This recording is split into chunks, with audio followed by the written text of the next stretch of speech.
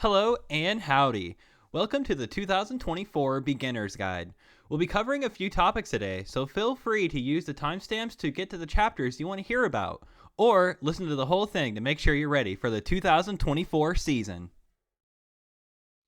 At the release of this video, Temporal Forces has just been released, and with it, many new changes to the Pokemon TCG have been made.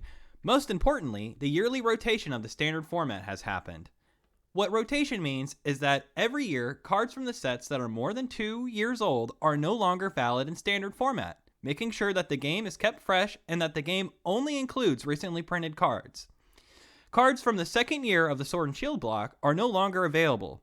These are informally known as the Battle Style sets, as they introduced the Single Strike, Rapid Strike, and Fusion Strike trait cards.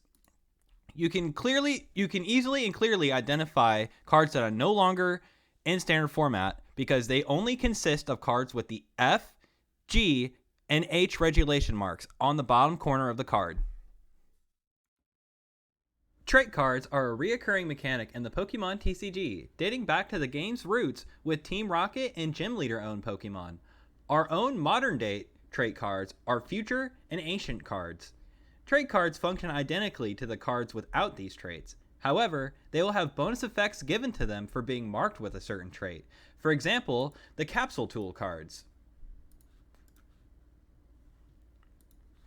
These new archetypes are still getting new additions, so look out for any cards that are marked with the future or the ancient stamp. Now, they could be Pokemon or trainers, and maybe eventually even energies too. Also returning from the past are the A-Spec cards. These are special trainers or special energy cards that are limited to one per deck. Not just one copy, but one A-Spec for the entire deck. So choose wisely which you craft and the ones you play. While they're not necessary to win, they are strong enough to turn the tides of battle when put down at the right time. The last thing you want is for your max belt to get sent to the Lost Zone by the Lost Vacuum item card. With the start of the 2024 season, a brand new selection of starter decks have been added to everyone's account just for logging in at any time this year. If you already own the max count of these cards, they will not provide you additional credits as they were directly added to your account rather than claimed. This time around, they have significantly increased their competitive viability while giving some fun rogue options in there as well. Rogue refers to decks who are on the fringe of the competitive meta. While they can hold their own against the best decks of the standard format, they might not see success in high levels of play. Examples of these lower tier decks are going to be the Hisuian Zoroark V deck, the Mewtwo EX deck, and the Arcanine EX deck. Let's go ahead and start with an overview of the Mewtwo EX deck. Now, Mewtwo EX is a Tera EX, which means their types are a little different from what they would be normally. As we can see, Mewtwo EX is using Psychic Energy, and Mewtwo is normally printed as a Psychic type. But this time around, he has shifted his type over to Electric. He has the Transfer Charge, attach up to 2 basic energy cards from your discard pile to your Pokemon any way you like. It's an okay first attack if you're going second. And then you have Photon Kinesis that does 10 damage plus 30 more damage for each psychic energy attached to all of your Pokemon.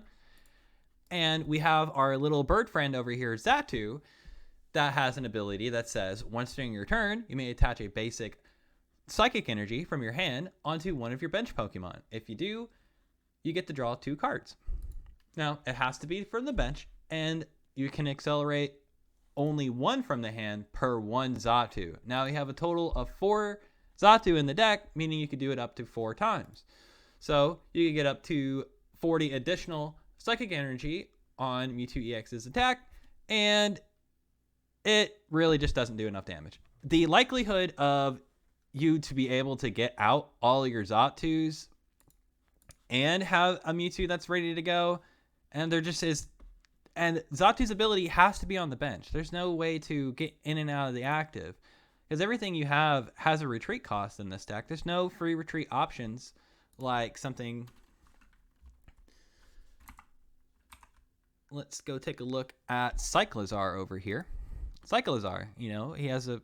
I mean, you could technically attach to it to attack for 100. You know, that's not a whole lot, but, you know, it's free retreat, just kind of sitting out there to try to help your whole board state work. And then there's like a random Arceus Vstar line in here, and I don't really understand why. And just, it has the rescue boards, but it's not playing any Arvens, which Arven, if you look at this guy, he lets you search for a tool in an item card, which would actually be pretty helpful for this deck, especially if we were playing the Technical Machine Evolution tool card, which would help you evolve your Zatus. But the deck just doesn't play it. It also doesn't have any kind of special energy or anything like that. No jet energy to get in and out of the active. Now, I know the jet energy doesn't add to Mewtwo's damage output, but certainly Enamorus and Arceus Vstar would appreciate it. You know, they could still attack with that. You know, you could do like 2 Zatu onto an Arceus Vstar, play a jet energy from your hand, and all of a sudden you had your Arceus from your bench going to the active. So this deck just really has very poor construction. I do not recommend it. It is easily the weakest of the starter decks you could play. Upgrading it, don't even try. Mewtwo EX's damage output, even if you got everything going well, is just too low, and he's not tanky enough to even survive most Pokemon.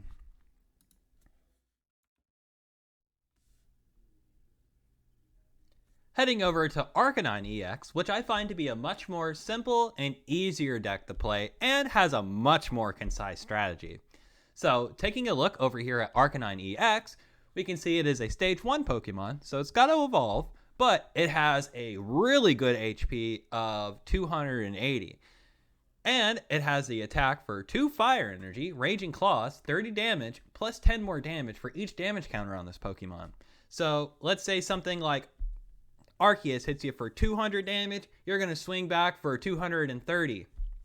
So basically, if your opponent can't knock you out in one hit, you're going to start smashing them for a whole bunch of damage.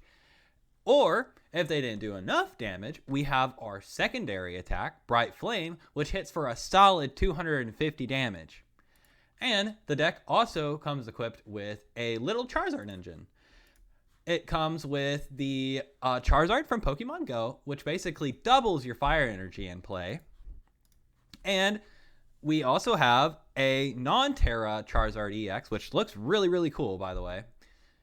And if it has any damage counters on it, it's going to go ahead and swing for 160. Not terrible. And if you have 4 fire energy on it, which would actually only be 2 because of the Pokemon Go Charizard, you can go ahead and swing for 330 damage, knocking out basically anything in the game with that. There's like 2 guys you're not going to one-shot. And even if you don't one-shot them, like, woohoo. I think the only prominent 340 HP Pokemon is, not that Torterra. This Torterra. This guy's got 340 HP. And if you haven't noticed, he has a weakness to fighting. So you're pretty much going to be killing it anyways. And along with that, we also have Radiant Charizard, which says for each prize card your opponent has taken, the attack cost is 1 colorless less. So if you had another Charizard out, that gets even easier and easier and easier to get. And towards the end of the game, you're going to be basically attacking for just 1 fire. And to kind of help our deck work around getting all these fire energy in play, we're not just relying on Charizard to double our energy account. We also play the Stadium Magma Basin, which says that once during each player's turn, that player may attach a fire energy from their discard pile to one of their benched fire Pokemon. If you do, you got to put 2 damage counters on it. Well, that is really convenient for Charizard EX over here, because now it just swings for 160 for 1 fire energy, which is actually not terrible. It's this Charizard definitely isn't as good as the Tera Charizard EX, but I kind of like that it could do 330, and it's a little easier to get out because you're playing the other Charizards, and you kind of just have Arcanine here as like an earlier attacker. So it also comes equipped with the Bibarel line, which says once during your hand you may draw until you have 5 cards in your hand, which is a really good ability. And the deck also comes equipped with 3 copies of Arven, XP Share, Defiance Band. So while it doesn't have TM Evolution like I would want it to play, probably cut out the XP shares for TM Evolution, which is a really cheap card to get.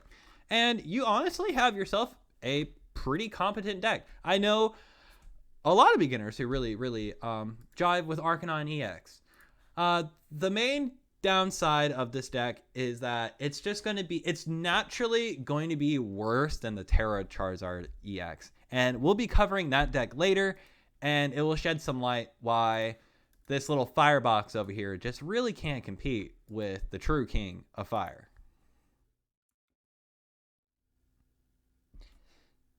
Now, here's a personal favorite of mine, Hisuian Zoroark Vstar. Now, this deck might not be the best deck in Standard, but I definitely think it's probably one of the most fun ones. Now, this card has a bit of a gimmick to it. Its Ticking Curse attack does 50 times for each of your Pokemon that have any damage counters on it. Well, you might be thinking, well, damage counters sound like a really bad idea to have on my side. If I'm taking damage, that means I'm closer to losing. Well, we can kind of spread out the damage from it, so it's only going to be like 10 damage on your guys. So, you'll soften up all your Pokemon by 10, which means Hisuian Zoroark goes from 270 to 260. But it's really not the end of the world, because if they're like 9 times out of 10, if they're hitting 260, they're probably going to be hitting 280. So, well, definitely 270 as well. And we have quite a few ways in order to get damage across our board, because it's only affected on our board. And we play the Stadium Gapejaw Bog, which says whenever either player puts a basic Pokemon from their hand onto their bench, do 2 damage counters on that Pokemon. So not only are you getting damage on your side of the board, which is what we need in order to do a crazy amount of damage with Zoroark Vstar, but it also is softening up your opponent, who probably isn't playing Damage Pump. Now, what Damage Pump does is it takes you up to 2 damage counters from one of your Pokemon and put them to the other Pokemon any way you like. Now, this is really important because Nest Ball over here puts a basic Pokemon directly onto your bench, effectively bypassing the effect of Gapejaw Bog. Buddy Poffin over here does the same thing. So the only way we could realistically get our hand, like Pokemon in our hand, onto our bench without these items is going to be capturing Aroma and Ultra Ball. We'll have to go ahead and get them into our hand to place them down first. So Gapejaw Bog, if you sequence what you're doing a little wrong or incorrectly, Damage Pump comes in here and really fixes that. Now, in addition to that, we have a bit of a safety net with Dodrio, who says once during your turn, you may put 1 damage counter on this Pokemon. If you do, draw a card. So it's helping towards our strategy and drawing us a few more cards while we're doing it. In addition, we have this nasty little Gengar here, which you might be a little confused at looking at it, considering that there is no Ghastly and no Haunter. So there's no way to really use this Gengar in this deck, right? Well, one look at its ability, and you'll see why we're not playing any Ghastly or Haunter. It says, once during your turn, if this Pokemon is in your discard pile, you may put it onto your bench. If you do, put 3 damage counters on this Pokemon. So we can essentially just sacrifice it away and then summon it for later, while it's putting damage on our board. So we have 2 Pokemon in the deck that consistently always put damage on them, so we can kind of bypass hurting our field more than we would need to. Now, this all sounds like a really cool strategy, and it should work out really well. So why is it not going to work? Well, Hisuian Zoroark with a double turbo energy can fill the attack cost in one go. However, it's going to make you do 20 less damage. So now your maximum damage output is pretty reduced with Zoroark over here. And with what I mentioned earlier, with the Gapejaw Bog not affecting Nest Ball or Buddy Poffin, and your opponent just playing something like a Beach Court, for example, or an Artazon, your hand can kind of get a little muddled with pieces that aren't just going to work correctly with them. And not to mention, Dodrio is just a very, very, very poor draw engine. We took a look at Bibarel earlier, and that one said draw until you had 5 cards in your hand. This one will only ever draw you 1 card, and that's all it will do. And honestly, with the Gengars in the deck and the damage pumps, you pretty much get all the damage you need out on the board with just 2 Gengars. Like, that's all you need with the damage pumps. And Hisuian Zoroark has plenty of draw power in it, with its Vstar ability, saying once during your hand, you may discard your hand and draw 7 cards. The exact same effect that Professor's research has, allowing you to draw effectively 14 cards just off of Zoroark V alone. Now, Dodrio does commit towards the strategy, but I would say there is a much better support line for Hisuian Zoroark, and that is going to be our old friend Xatu over here. I believe the other deck played this art. That's the reverse holo. Here's the shiny if you want to look. So what Xatu does, as I explained earlier, it lets you attach a psychic energy from your hand to one of your bench Pokemon. Now, Zoroark isn't psychic, Gengar's psychic, so why are we playing this? For one, its ability does draw you more cards than Dodrio. And 2, we can just go ahead and add some psychic energy into the deck along with a earthen vessel in order to try to get those out into our hand. And we're going to be seeing a lot of the cards, so our odds of seeing these two puzzle pieces together is really high. So Xatu is not only drawing you more cards than Dodrio, it's also making us not entirely reliant on double turbo energy. Now, I would still definitely recommend playing double turbo energy, but ideally, we want to try to be swinging for the max amount of damage possible. And you could go ahead and put some different ace specs in here that might suit your fit, and maybe some other support Pokemon. I really recommend Mew EX for this deck. Not only because its ability also lets you see more cards in your hand, it also has the attack Genome Hacking, which lets you choose one of your opponent's active Pokemon's attacks and use it as this attack. Now we should have the Xatu in there and the double turbo energy.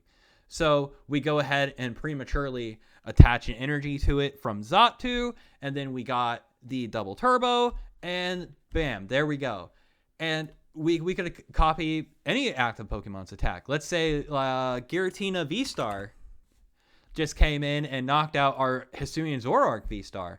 Now Mew comes into the active and copies Giratina V's attack for 280, getting it back right then and there. So we don't have to worry about, oh, are there damage counters on my board, or did I have enough energy to do anything? It's a really good safety net, and it should just always be there for you. So yeah, I think Hisuian Zoroark V it's on the borderline of being competitively viable, but it's just not quite there. I really heavily recommend switching over to the Xatu engine over Dodrio. You can have an argument on it, but with either you like, but I like doing more damage and I like seeing more cards.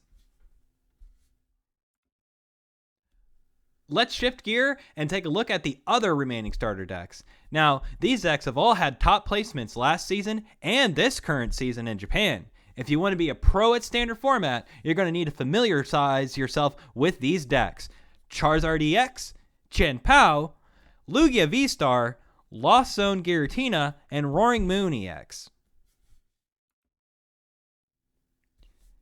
Now, these next few starter decks are what I'm going to be considering competitively viable, where they have seen pretty high success in tournaments, but maybe their lists just aren't quite there yet. So I'm going to go ahead and start from worst to best. And up first, we have Lugia Vstar. Now, Lugia Vstar has a really powerful ability with Summoning Star. Once during your turn, you may put 2 colorless Pokemon that don't have a rule box from your discard pile onto your bench. Now, I guess that could be Bibarel. I don't know why you would want to. Or it could be Archeops. So basically, Lugia V-Stars doesn't say it has to be a basic Pokemon. It could be a Stage 2. It could be anything without a rule box. And bypassing this evolution on Archeops, we could potentially do this turn 2. And we can use Archeops' very, very powerful ability in Primal Turbo. Once during your turn, you may search your deck for up to 2 special energy cards and attach them to your Pokemon in any way you like. Lugia can get 2 of these guys out, effectively getting you 4 special energy cards from your deck onto your board. It doesn't put them in your hand. You didn't need to have them in your hand. It's just anywhere in the deck, he can put them onto your board. If you did all 4 double turbo, you effectively put 8 energy into play in one go. Now, we play a variety of different other special energy cards in the deck, one being Jet Energy. This card only provides colorless energy, but whenever you attach it from your hand to one of your bench Pokemon, you may switch it to the active spot. So let's say we have a double turbo energy on Lugia, and we have maybe a mist energy on it, and it's on our bench, and we really want to go ahead and attack them with our Tempest Dive attack.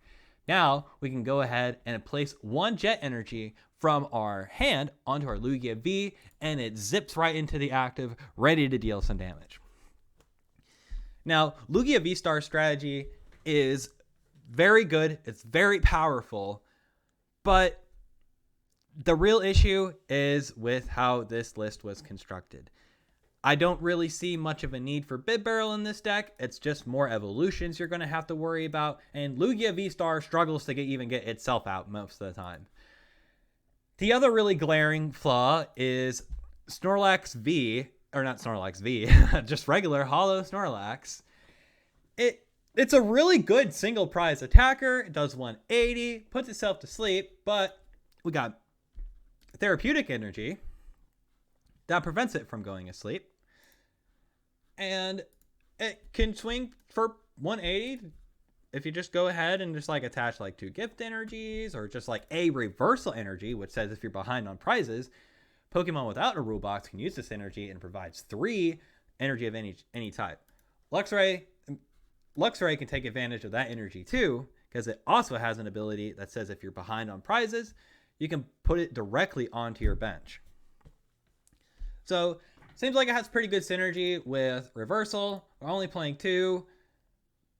And each Pokemon is only doing 180. Lugia V-Star is your hardest hitting attacker. And if you put a double turbo on it, it isn't one-shotting anything. This deck has basically no one-shot potential.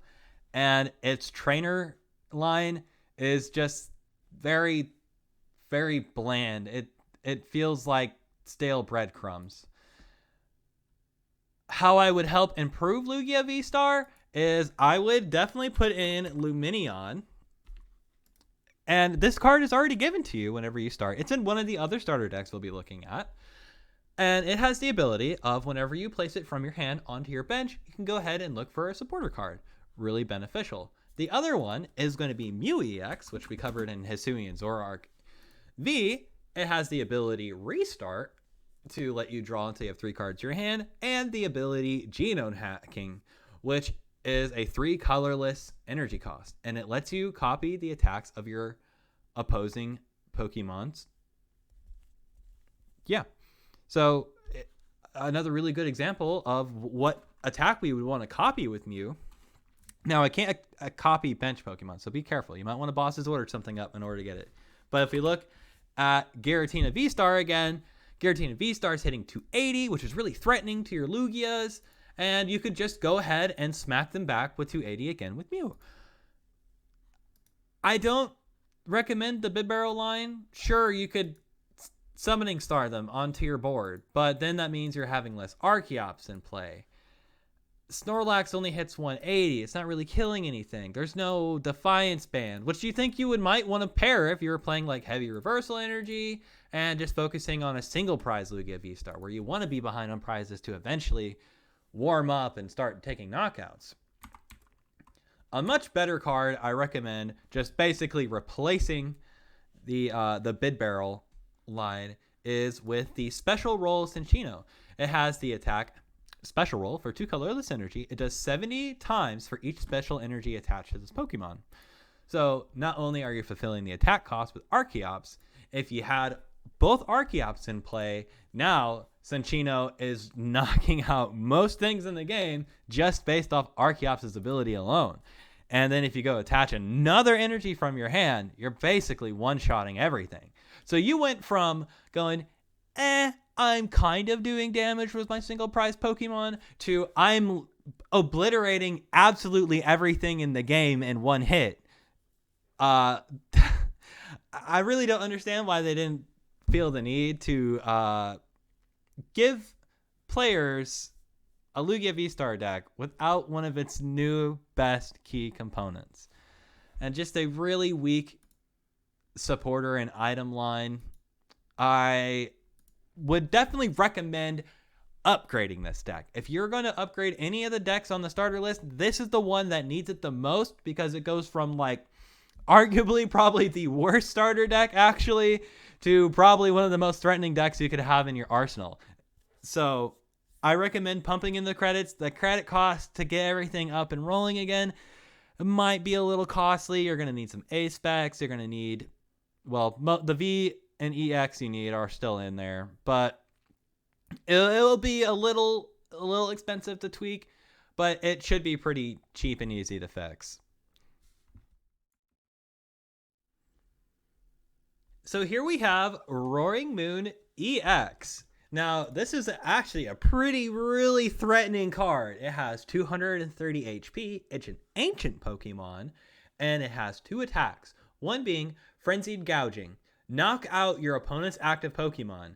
If your opponent's active Pokemon is knocked out in this way, this Pokemon does 200 damage to itself, basically leaving it at 30 HP, which, if you didn't know, isn't a whole lot to hit. We play Ancient Booster Capsule, and it can give you an additional 60 HP, which lets you get away with like having like 90 HP left, so a little harder to knock out, but not super great. The Booster Capsule here isn't quite really for Roaring Moon EX itself, but it's going to be for our Brute Bonnet over here. And what Brute Bonnet does is it says if it has an Ancient Booster Energy Capsule attached to it, you may make both active Pokemon poisoned. One other little effect that the Ancient Booster Capsule does is that it also makes you immune to special conditions. So if you have the Brute Bonnet and an active Pokemon with the Booster Capsule on, they aren't affected by Brute Bonnet's poison. So you get all the benefits just for having Booster Capsule. Now you're going to need 2 in play in order to make that work. Thankfully, there's a stadium called Town Store that lets you search your deck for a tool card. Guess what this deck doesn't include? It includes Pokestop rather than Town Store. Now, Pokestop says once during each player's turn, that a player may discard 3 cards from the top of their deck. If any of those were item cards, put those item cards back in your hand. Sounds great. You could just rip the top 3 cards of your deck and get an item card, right? Booster Capsule is totally an item card. No, it's a tool card. And tool cards are no longer considered items. So you can't get an Ancient Booster Capsule off of a Pokestop. Now you can get like your Dark Patches and Trekking Shoes off the Pokestop, so maybe have 1 or 2 Pokestops in there still. But not including Town Store, which is crucial to the Brute Bonnet strategy, is really weird to me. It almost makes me wonder why they put 3 Brute Bonnet in here to begin with. And a Radiant Sneasler, which Radiant Sneasler has a pretty cool ability. It says put 2 more damage counters on your opponent's poison Pokemon rather than just the 1. So you get 3, like 30 extra damage from your poison a turn, which is pretty cool. And it can help Roaring Moon over here do more damage quickly. And it has the Vengeance Fletchling attack. I don't think I've actually ever said that attack out loud before I said it now. This attack does 10 more damage for each ancient card in your discard pile. And we do play a good amount of ancient cards like Earthen Vessel, Explorer's Guidance, Sada's Vitality, Ancient Booster Capsule.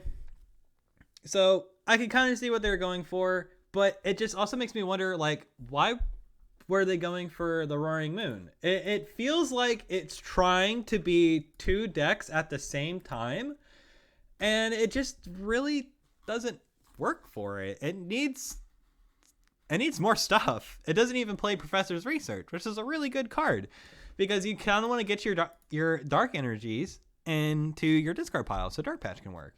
And Professor Sada also needs energy in the discard pile to work. I guess you play Pokestop and you play 2 Ultra Ball with the Earthen Vessels, but and the Trekking Shoes. So I guess you could get out the gate rolling with it, and once you do, getting those like turn 1 to turn 2 attacks off, this deck feels really, really powerful. But without Professor's Research or Town Store, I just don't see it really attacking with Roaring Moon EX that fast. Now, you definitely could pull it off. I can see this deck doing it.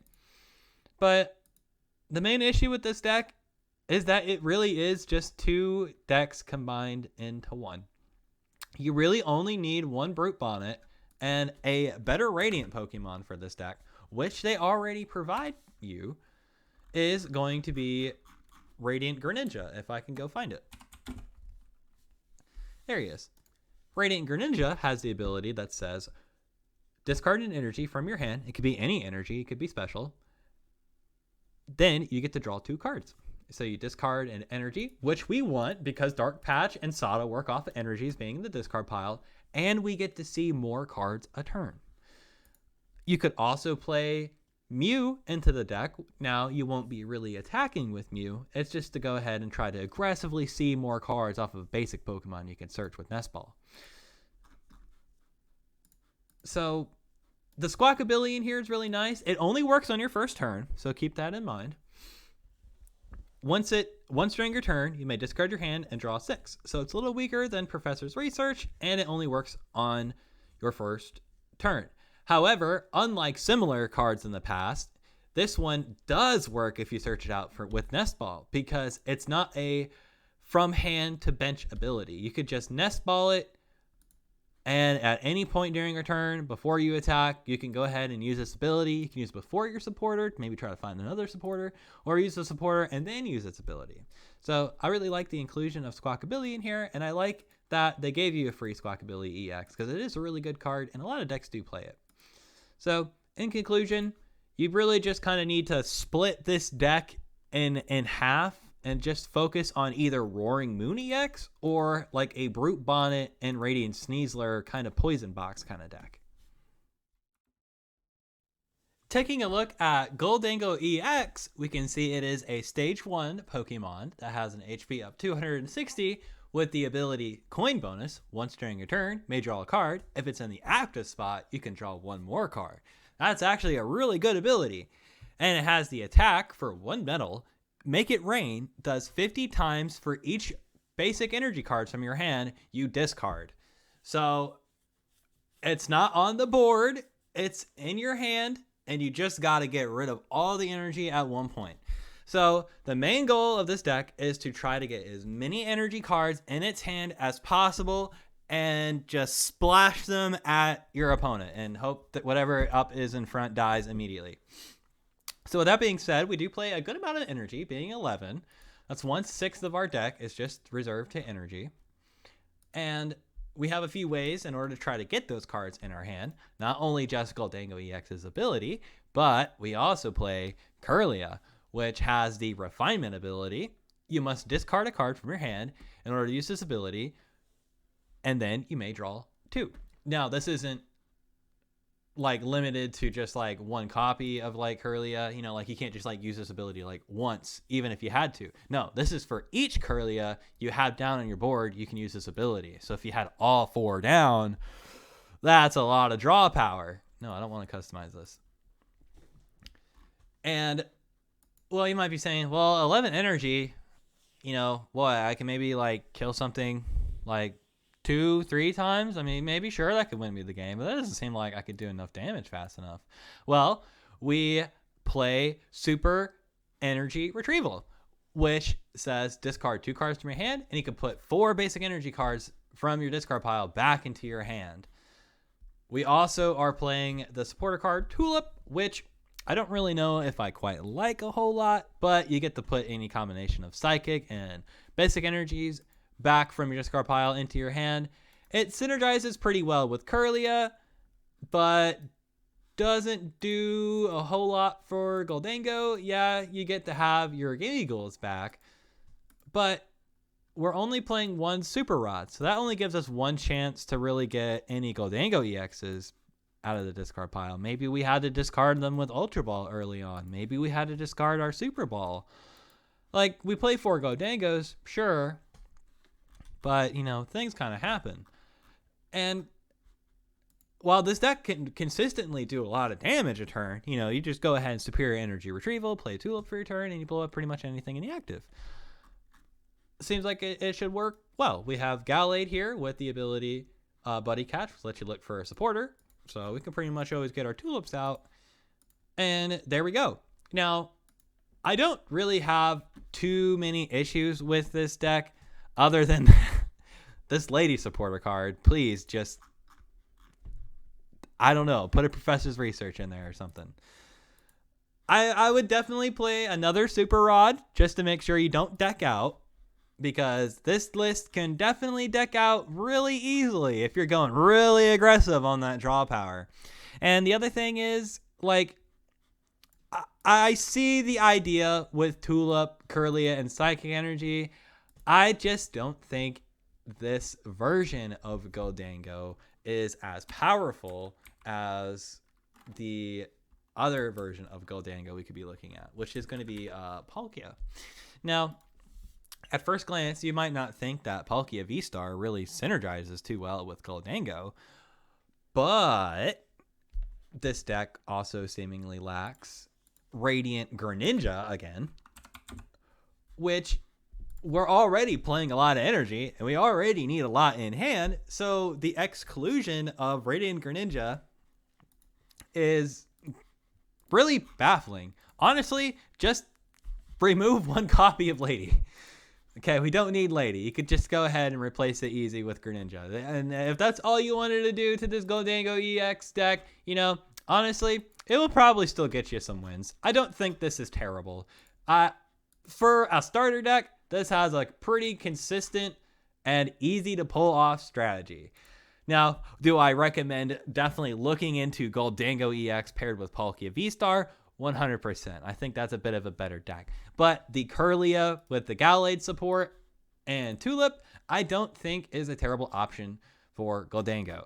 Obviously, we're going to have to go ahead and put an Ace Spec in here. And, well, you're pretty much one-shotting anything with Gholdengo's attacks. They definitely don't need Max Belt, but I would definitely consider maybe Master Ball if you're really worried about your Gholdengos. But I would have to say Prime Catcher is really, really, really, really good in this deck, because it's an item that lets you effectively Boss's Order something, but then you get to switch your Pokemon too. So you get to switch out both Pokemon in the active, but you get to choose what both of them are. Now that's crazy on an item.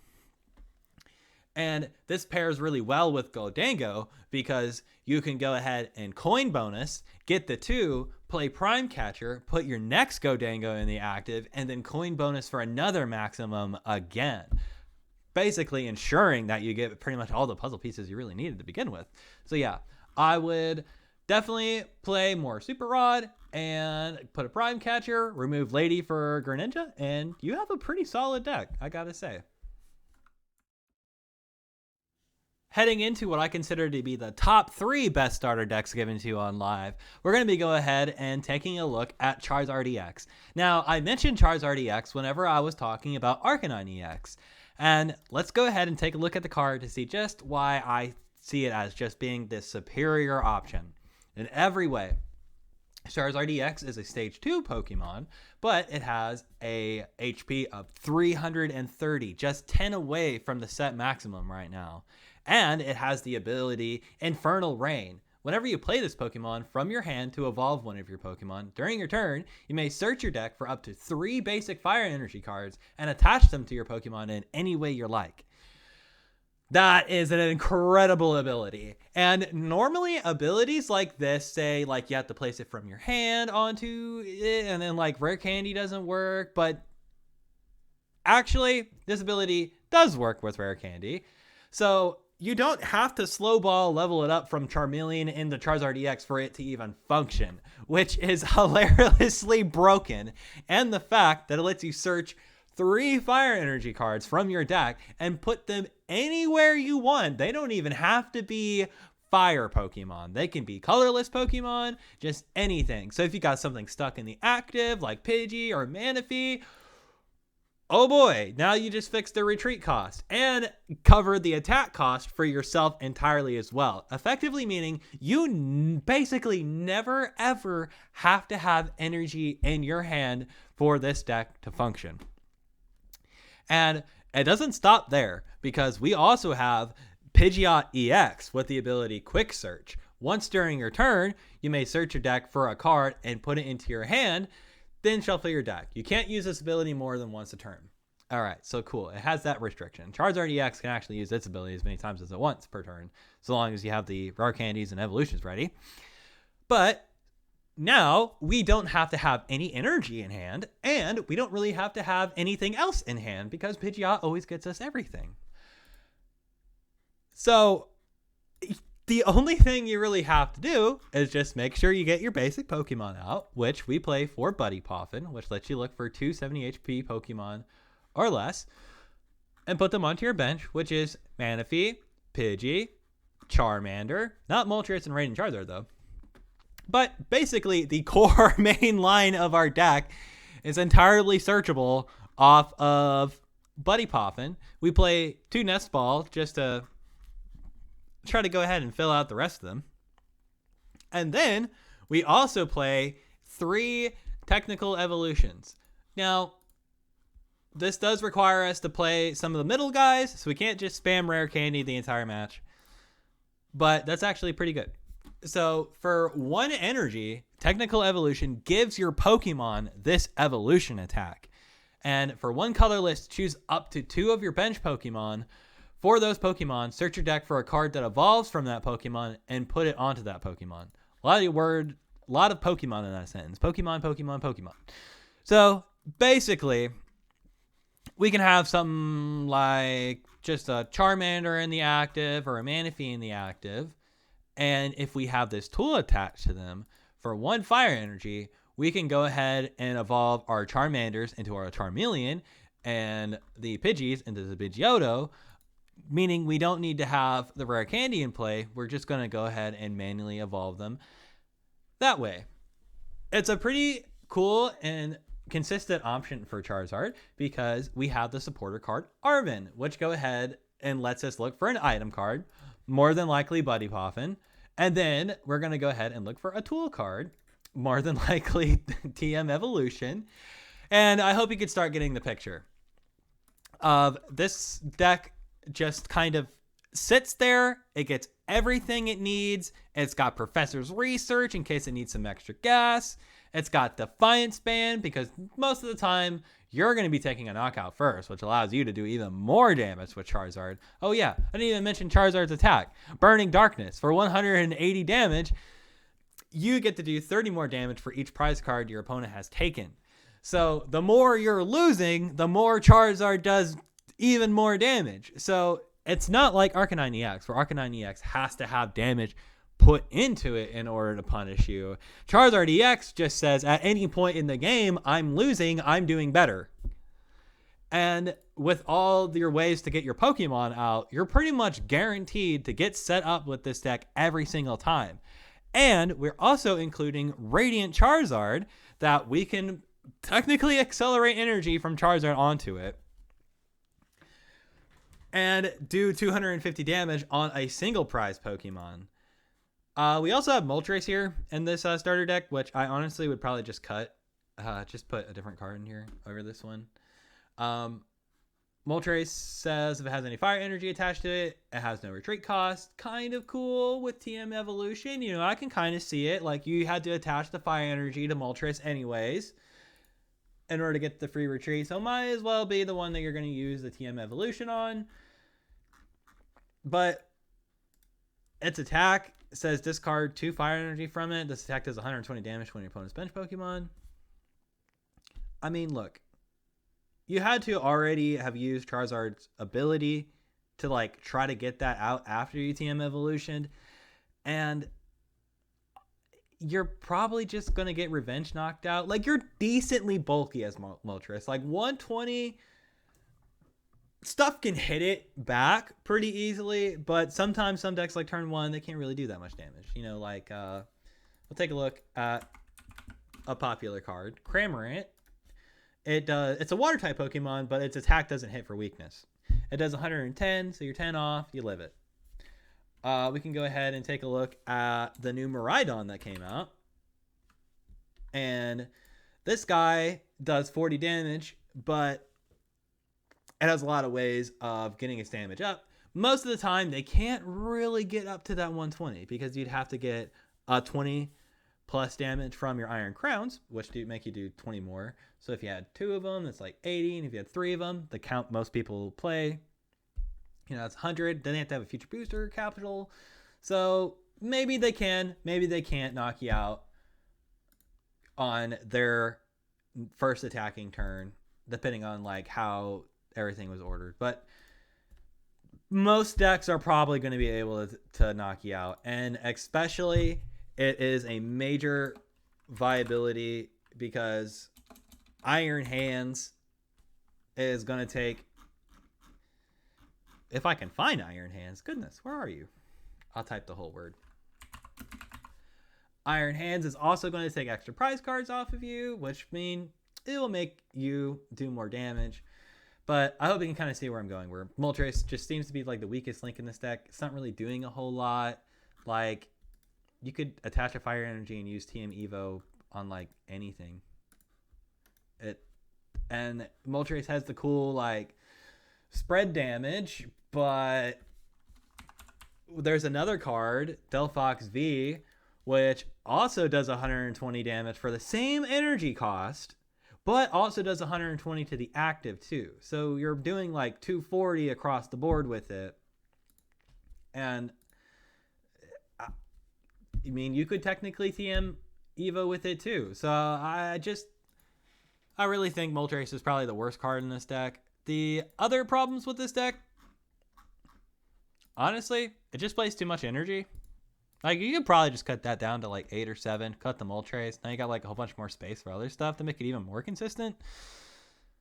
I guess technically it's running like maybe like 1 too many Rare Candy. And it could probably play maybe another tool or something in there. But honestly, this list is pretty good. Like, they gave you a pretty competent Charizard list. Like, for a TM Evo build, I'd say it's pretty good. Maybe switch over to Bibarel if you don't like Pidgeot. Bibarel's really good in Charizard as well. I think Pidgeot's a little easier for people. The Bibarel's art is a little harder. But I will be covering it later whenever I show you how to play some more refined lists. This Chien Pao starter deck honestly kind of tricked me at first. One glance at it, and I was like looking through like all my rotated decks and such, and I was like, oh yeah, here's my old Chien Pao list. And I looked at it, and I was like, wait a second, this is one of the starter decks they gave you. And that should really tell you like how like normal this list looks. Like it doesn't really play anything too strange. That's the strangest thing I saw in here was Morty over here. It's a newer card, never seen it, but I love the count that they gave you for Irida, 4. They gave you Buddy Poffins. They gave you 3 rare candies, pretty much all you need. 2 Lost Vacuum, which the decks have been solely lacking. They decided to give you 2 of them, which is pretty much the ideal count. And they gave you 2 Super Rods, another thing I would say is an ideal count. And they gave you plenty of energy. And the support Pokemon line just makes so much sense. Lumineon V, it's a water-type Pokemon, could technically be searched out by Irida, although that'd be weird. It plays Mew EX, because sometimes you just get a really low hand size, because Chien Pao just has to put a lot of energy into play. And Radiant Greninja. And I haven't even covered what the deck does, but just right off the bat, this deck just needs Prime Catcher, and that's pretty much it. You could play some other Pokemon in here, but if you just wanted to play just normal Chien Pao, this list is really well made. And getting into what Chien Pao EX actually does, it is a basic EX Pokemon with 220 HP and has the ability Shivery Chill. Once during your turn, if this Pokemon is in the active spot, you may search your deck for up to 2 basic energy cards, reveal them, and put them into your hand. And if you had 2 of them in play and you switched between them, I suppose, you could technically do it twice. But this synergizes really well with its attack for 2 water energy, Hail Blade, 60 damage, but it does 60 times the amount of water energy from your Pokemon. You have to discard them though. So, water from anywhere on your board attached to anything. It could be attached to a Chien Pao, it could be attached to Mew, whatever. It does 60 times for each you discarded. So it works really, really fundamentally similar to Gholdengo, but it has a slightly higher multiplier. And we have this guy over here, Baxcalibur, and he is the key component of this deck. He has the ability Super Cold. As often as you like during your turn, you may attach a basic water energy card from your hand to your Pokemon. It doesn't have to be just water type Pokemon. It could be a psychic type Pokemon like Mew, allowing you to use the genome hacking ability again. It could be Bibarel if you just want to go ahead and, I don't know, do 100 damage on a coin flip. But really, you're just trying to retreat it. So it really just effectively gets you just energy on the board for as much as you have on hand. It allows you to attack with Radiant Greninja faster than pretty much anything in the game. And Greninja's attack, which we never really covered because no deck could really utilize it up until now, is Moonlight Shuriken. It takes 2 water and 1 colorless. Discard 2 energy from this Pokemon. This attack does 90 damage to 2 of your opponent's Pokemon. Now, if you got this going right after you evolve the Baxcalibur as soon as possible, you can cut down so many Pokemon. Even our little Artabax here only has 90. So you can cut down opposing Pokemon that only have 90. This Ambipom over here only has 90. Just a bunch of like little evolving guys only have 90. Just you keep looking, and the Charmanders only have 90. So many evolving basic and evolving stage 1s that aren't rule boxes only have 90 or less. So if they don't have a card down like Manaphy that prevents damage done to their bench, you're going to start cutting down their board state incredibly fast with Greninja. And to ensure that we can keep that up, we have Superior Energy Retrieval, which allows us to discard 2 cards from our hand and get 4 energy back from our discard pile. So it doesn't even matter that we discarded the energies from Greninja. And having a lower hand size with Bibarel is really good because it allows us to draw even more cards. This also helps Mew draw even more cards. So Chien Pao is efficiently getting the energy onto the board it needs, blowing up with Chien Pao, copying attacks with Mew, or attacking with Radiant Greninja just super consistently. It's got the 2 Super Rods to make sure that you got Pokemon back in your deck. It's got the Superior Energy Retrievals to keep them up in your hand. Irida looks for water Pokemon and items, which lets you look for a rare candy, an item, and a water Pokemon, Baxcalibur. And we play 4 of those. And with all these extra draw support options, we're almost never not hitting our Irida. There is just one tweak I would change to this deck, and it's super minor. And that is to just get our old friend Iron, if I can spell, Iron Hands. That's trainers. Iron Hands into the deck. Now you might be thinking, well, he plays electric. Why would we play electric? For this guy, because we can attach water energy anywhere on our board to any color of Pokemon. So if we just play one water energy, or not one water energy, one lightning energy, or maybe two with an Iron Hands and EX in our deck, we can go ahead and start using its Amp You Very Much attack, which does 120 damage. Say maybe you were a little short on Chien Pao. You didn't have enough energy that turn. Well, you come in with Iron Hands EX, power it up with your Bax Caliber, and now you're taking 2 to 3 extra prizes just off an Iron Hands EX. 4 if you somehow run into a VMAX deck. So honestly, they give you a free Iron Hands EX in the Battle Pass for Temporal Forces. So getting this guy might only take like a couple days to just craft it for free. And the only other thing you might need is a Prime Catcher, which they also do give you later in the Battle Pass as well for Temporal Forces. May not be the same for the other seasons. So upgrading this deck, super cheap. It comes with everything right out of the box.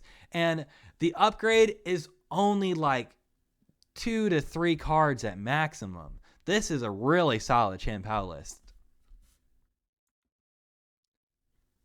At what I consider to be the best starter deck you get right out of the box is Giratina Vstar. And I'm not going to joke.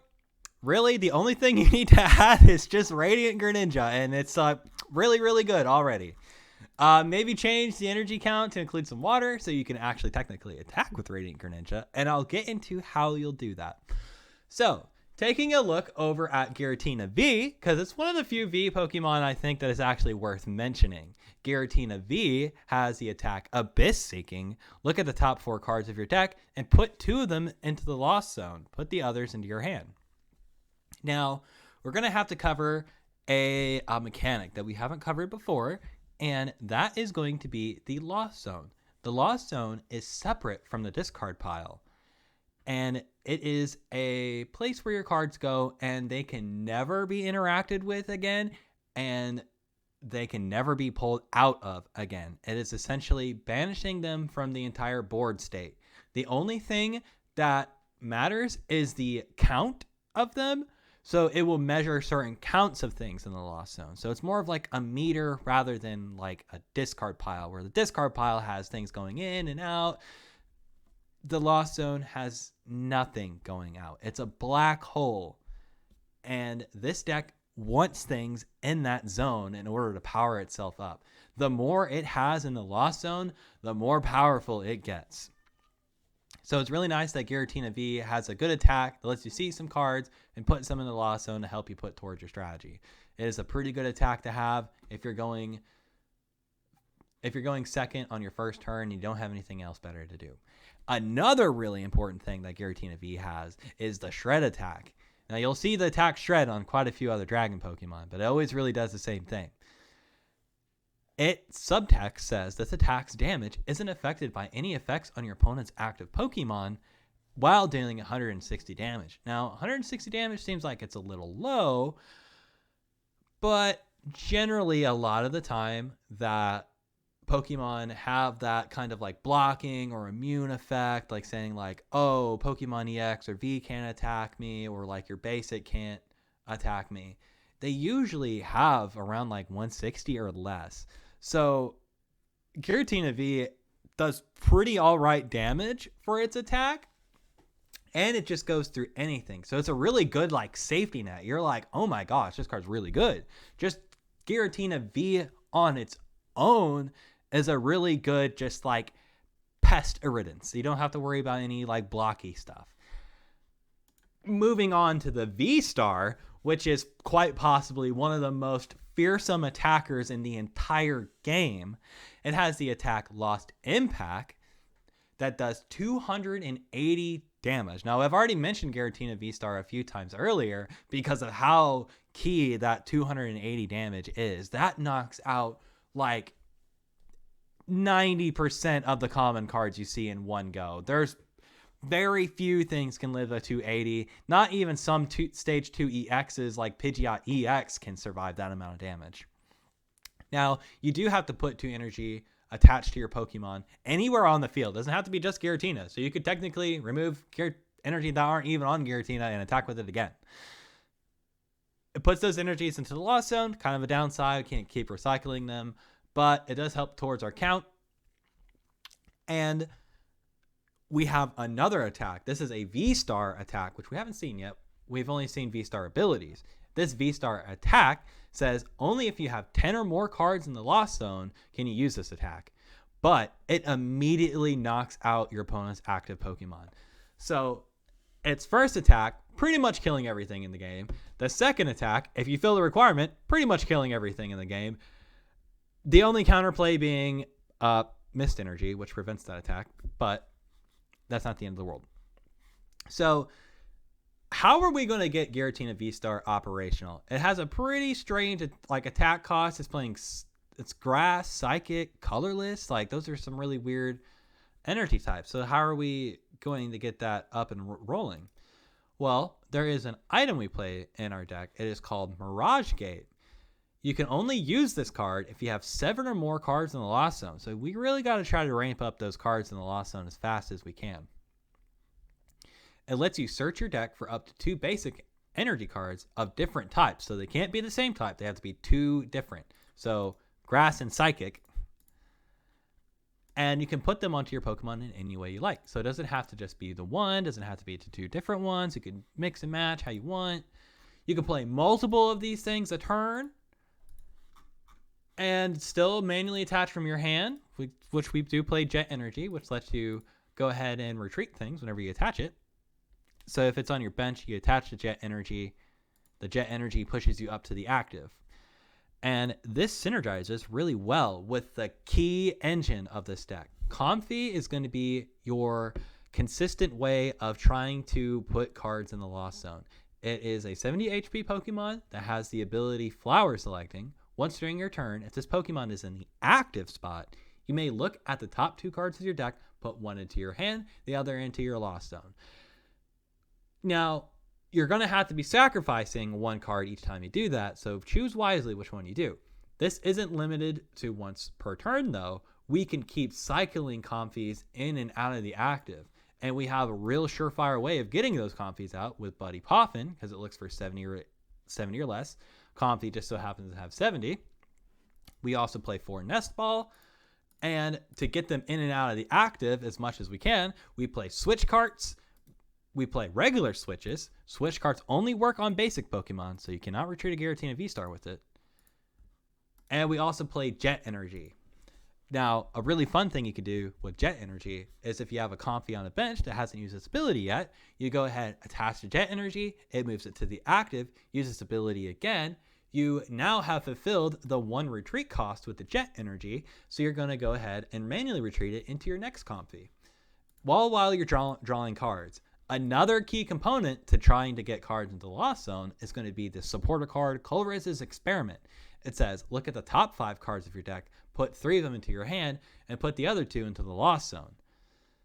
So, now that 7 count and that 10 count on Giratina Vstar don't seem to be so high anymore. And we play one other little tricky fellow that the Lost Zone really loves. The other main powerful attacker in your deck is going to be Sableye. It has the attack Lost Mine. You can use this attack only if you have 10 or more cards in the Lost Zone.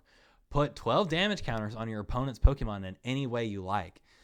So you can just deal 120 damage, which is probably going to get most little evolving Pokemon, or even fully evolved non-rule box Pokemon. Or you can split the damage and get 2 60 or 50 HP Pokemon in one go. You could start cleaning up things that maybe Lost Impact did 280, but the Charizard EX has 330 HP, so they lived it. Sableye comes in and he starts putting damage and start taking multiple knockouts. He starts fixing the math everywhere on your board. He will eat your entire opponent's field just by existing. Your opponent will feel so threatened by Sableye being in the active that they'll start to ignore everything else. They just want to make sure that this thing is gone. And we have a few ways to make sure that he comes back.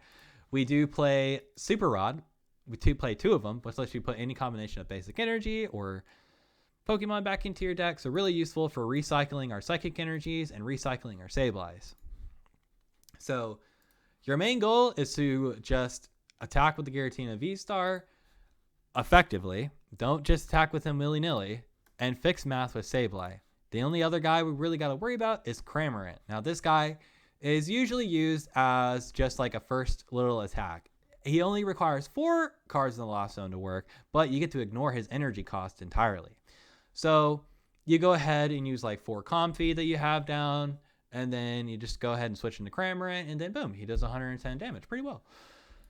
110 damage isn't going to knock out V Pokemon in one go, but it can knock out little guys really well, and it will help you set up math for Sableye for later. Let's say you have attacked with Cramorant on 2 different V Pokemon. Well, here comes Sableye going ahead and fixing the math on each of those V Pokemon that you've attacked with Cramorant. And he eventually starts taking knockouts from everywhere on the board. So Cramorant and Sableye make a really good duo too. So this deck has a lot of synergy with each other, and the list that they provided you on live is really, really pretty well constructed. Again, I would just add Radiant Greninja into the list, maybe tweak some of the counts of these cards in here, maybe switch up the energy. Add an Iron Leaves EX.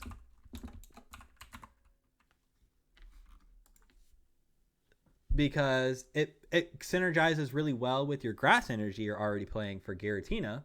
It has the ability Rapid Veneer. Whenever you play this Pokemon from your hand onto your bench, you may switch it with your active Pokemon and move any amount of energy from your other Pokemon to it.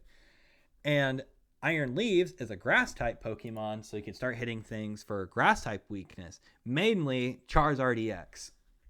And if we go ahead and look up the ace specs we can include, if they want to show up, ace specs we can include, we could either use Prime Catcher, which is a really good gusting effect, so we could play Colress and play Boss's Orders effectively for the same turn and help us switch our Comfies in and out of the active. Or we could go ahead and play Max Belt, which will allow our Giratina Vstar to effectively have 2 one-shot options on a Charizard EX. And if you have that with Iron Leaves, we can take consistent trades with Charizard no problem. Now, the Lost Zone engine with Comfy here has a lot of different variations. There's going to be something called Sablezard, which plays a Radiant Charizard over like Radiant Greninja or something. There is like Hisuian Gudra with Lost Box. There is a lot of variety with Lost Box. But the 2 bread and butter components are always going to be Comfy and Sableye. So you're going to need to know how to play against these types of strategies, because you're going to see it a lot. There's a lot of variety with the Lost Zone, but their general strategy is the same. It is to attempt to get as many cards in the Lost Zone as fast as possible in order to power up various different types of attackers. So yeah, I definitely consider this list to be the best in terms of just like effective strategy, how it was constructed, how often you can get stuff out. I actually did play with this list on casual game mode, and I found it to be relatively easy to get wins with. I didn't feel like I was short on anything. It's just a very safe and basic Giratina Vstar deck, and just tweaking a few cards, it's really one of the strongest decks out there that you could really play. If you were to play any deck without adjusting the counts of anything, I would definitely recommend just playing Giratina Vstar. If you add Radiant Greninja in there, then it'll be totally fine. Now that I've given my breakdown of the 2024 starter decks, I figured I'd go ahead and give a live demonstration of each one of them. So we're going to go ahead and go on to just an actual live match so I can show you what each one of these decks function like. Now, I'm not going to be playing the starter deck version of those decks I covered. I have a Chien Pao list over here that I made myself, which included those upgrades and tweaks to counts that I talked about earlier. The same thing with the Giratina Vstar. I did take this list from a tournament result online, and the Giratina Vstar is by Ryuki Okada at the Champions League in Fukuoka. I don't know how to pronounce Japanese words, but I'll have all of them credited in the description. And the Charizard one is the Kenta Mori at the same League Cup. This was their list. The Chien Pao one, I just kind of made myself. I don't know, works pretty well. So we'll go ahead and just take a look at Chien Pao first, and we'll see how we go. Alrighty, we got a match here to go ahead and demonstrate how Chien Pao works. Now, first and second in Chien Pao, you're generally probably want to go first because we really need to get our Bax Calibers out as soon as possible. And we can't evolve on our first turn. All right, we started out with a Chien Pao and a Frigibax. Those are our two bread and butters of this deck. How convenient. Now we just need to go ahead and get a rare candy, and hopefully off of this Pokegear, we go ahead and get the supporter card Irida. But we can't play any supporter cards from our hand during our first turn. Going first. You can if you're going second. So maybe that could be some merit to going second in Chien Pao, but you still need a turn for your stuff to work. There we go. We got the Iono supporter, which could be good if we manage to not get Irida. I'm going to go ahead and use Chien Pao's ability, Shivery Chill, to get 2 water energy cards from my deck into my hand. This is going to go ahead and thin the amount of cards left in my deck, so whenever I go ahead and use Pokegear, I have better odds of finding the supporter card I want.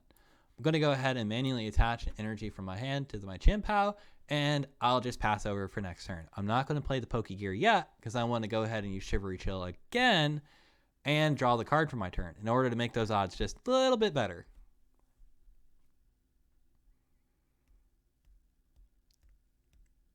All right, looks like we're going to be playing against a Gengar EX, which can be a little scary against us because Gengar EX's ability says whenever you attach an energy card from your hand to one of your Pokemon, they take damage. I can't remember if it's like 10 or 20, but Bax Caliber does accelerate energy from the hand, so we will be affected by it.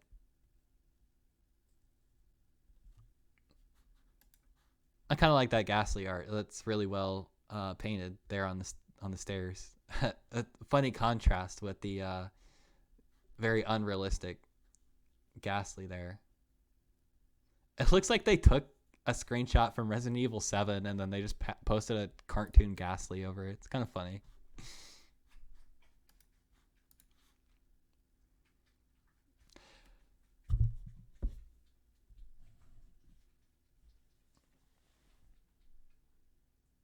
All right, then went ahead and grabbed a Forest Seal Stone and a Bunny Poffin.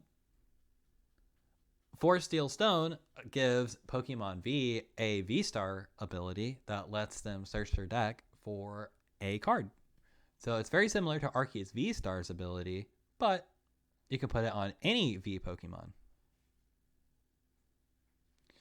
Well, my opponent clearly does not understand how Forest Seal Stone works.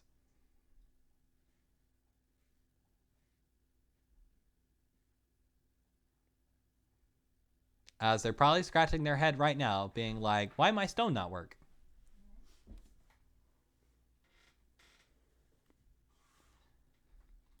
All right. We got a boss's orders. Probably don't need that right now. Let's pull out some more water energy from our deck. And let's go ahead and play Pokegear.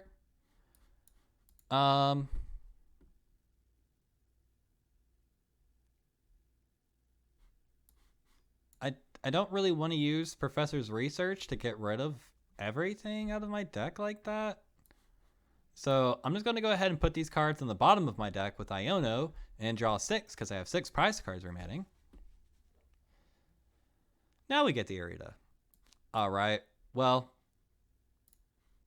we'll just go ahead and grab another Frigivax just in case if my Chien Pao gets knocked out. And we got a Bibarel to evolve next turn. And then I'm just going to go ahead and play Nest Ball.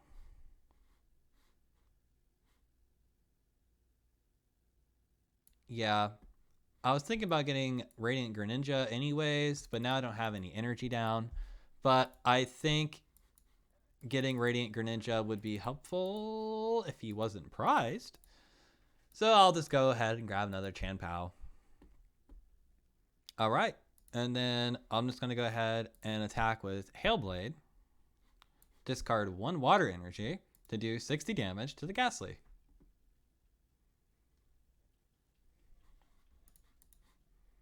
Now, hopefully next turn... Hey, look, there's Radiant Greninja. Hopefully next turn, with the help of Irida, we can go ahead and get our Baxcalibur established and start knocking them back with Radiant Greninja, because they don't have a Manaphy down in order to protect their bench. So any Ghastlies, they don't evolve, we can go ahead and start killing with Radiant Greninja, or knocking out, my bad.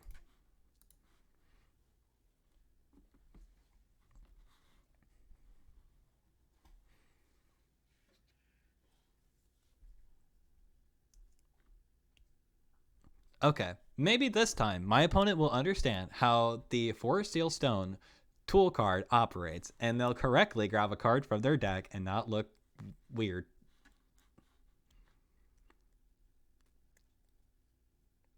But yeah, our game plan's pretty simple.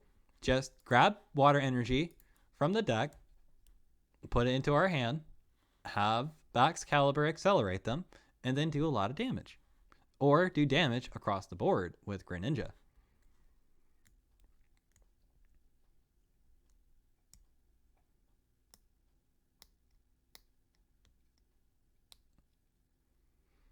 Yeah, the Pokemon headquarters would be a good thing to discard because it increases the attack cost of basic Pokemon by 1 more. But we're Chien Pao. We already are going to have a lot of energy on us anyway, so it doesn't really do anything. Alright, Gengar EX is established. And it has a very decent 310 HP. Does an okay amount of damage for 2 Dark Energies. Does 160, but its ability is what you play it for. Whenever your opponent attaches an energy card from their hand to one of their Pokemon, put 2 damage counters on that Pokemon. However, we don't really care. We're going to go ahead and Shivery Chill. Grab 2 more water energy from our deck. We're going to play Irida, get ourselves a Baxcalibur and a Rare Candy. We're going to evolve our Bidoof into Bibarel, play our Rare Candy, evolve our Do-Retreat cost Frigivax, because in case the Frigivax gets stuck in the active, I'd like the one that gives up the least amount of energy to the discard pile. And then we're going to go ahead and play Baxcalibur's Super Cold ability to accelerate energy to Chien Pao and Radiant Greninja.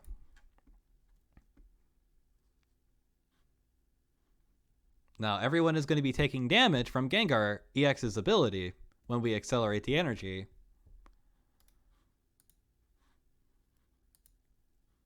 We're going to go ahead and use Bibarel's Industrious Incisors. We're going to go ahead and retreat our Chien Pao into our Radiant Greninja, and we're going to play the Superior Energy Retrieval item card. Going to go ahead and discard a Manaphy and a Buddy Poffin. Our bench is full, and our opponent, I do not believe, plays any spread damage cards in their deck. So Manaphy, while it would have been beneficial to my opponent to have, does not benefit me at all in this matchup. We're going to go ahead and grab 3 water energy. We could do up to 4, but we only had 3 in our discard pile. We're going to go ahead and accelerate them to Radiant Greninja. We only need to do that many in order to use this attack. And then we're going to play the ability Concealed Cards to discard one from our hand in order to get 2 more cards. How convenient. We got another Baxcalibur. You know what? Let's just get 2 of them in play. Their abilities don't stack. I don't know how they would even stack. And we're just going to go ahead and knock out 2 Ghastlies. Because if they had multiple Gengar EXs in play, we would probably start hurting just trying to kill anything. We might not be able to attack a Greninja EX without just relying on like Baxcalibur to try to chip away at it.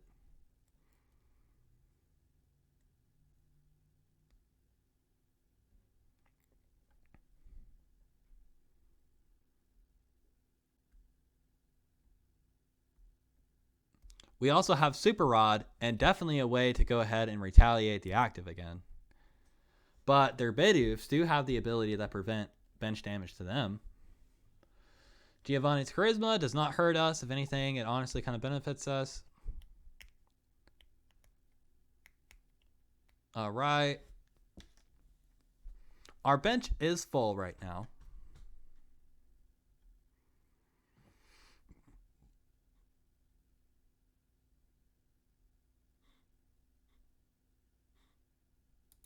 I have an idea.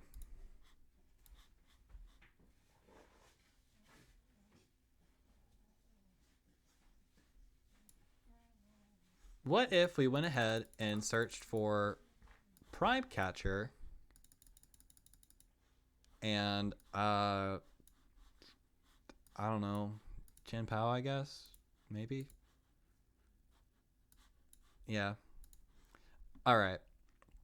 So my idea here is to kill Gengar EX, but I'm going to need 6 energy to do so, I believe. Let me go ahead and get my calculator up real quick. I am terrible at mental math. Don't judge me. It'll work out. Our phones all have calculators. We don't even got to do mental math no more. 60 times 5, 300. Yep, so I need 6. I need 6 energy on the board. So we're going to go ahead and use Baxcalibur's Super Cold ability.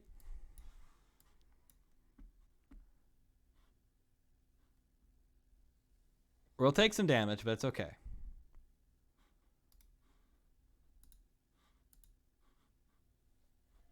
They're probably going to knock out our Chien Pao anyways. We're going to Concealed Cards the lightning energy away.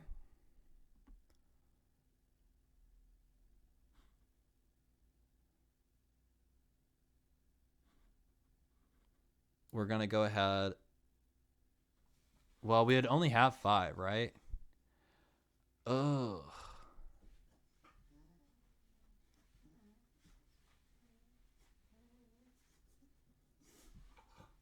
We have the play in hand, and they don't have a whole lot they can do. So we can hold off on it for a turn, and it should be fine.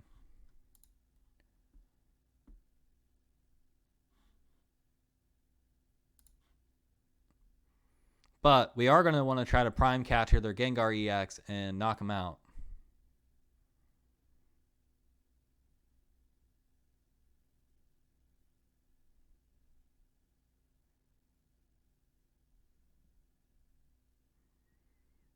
They only had 2 cards in hand, so even if they had an Ultra Ball, they couldn't really do a whole lot. Okay. Now, we can definitely get somewhere. All right, watch this. We're going to go ahead and play Prime Catcher onto the Gengar EX.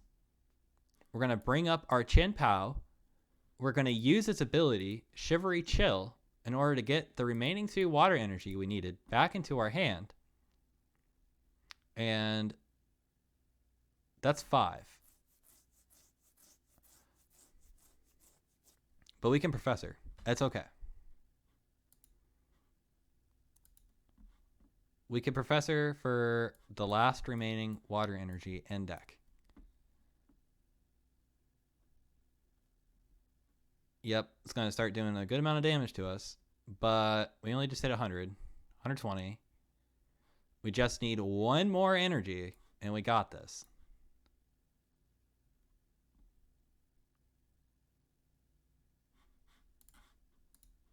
Well,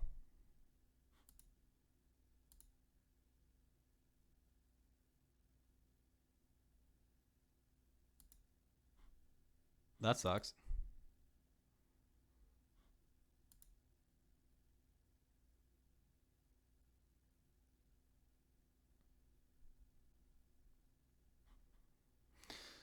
Okay, well, we didn't quite get it.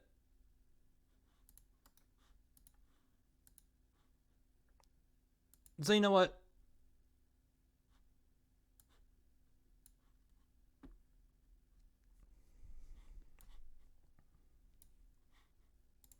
We're just going to make sure we get it next turn.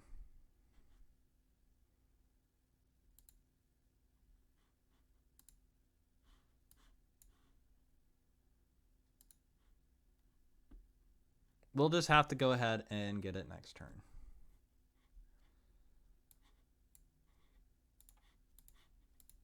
I'm just going to go ahead and do some deck thinning.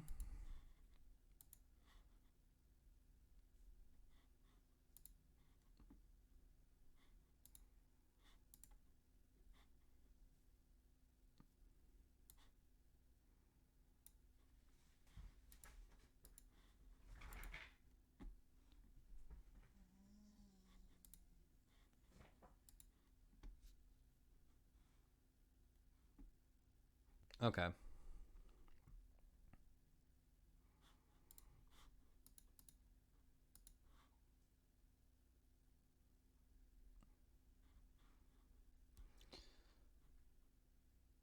Yeah. Let me just go ahead and punch this guy for a little bit of damage.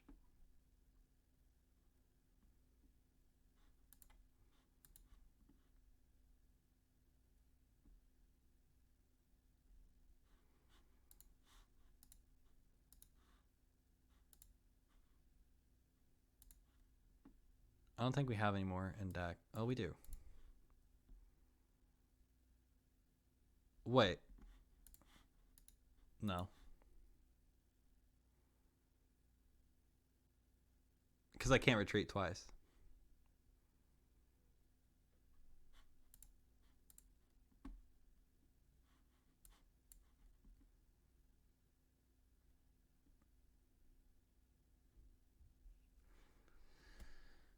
How much would make him at 90?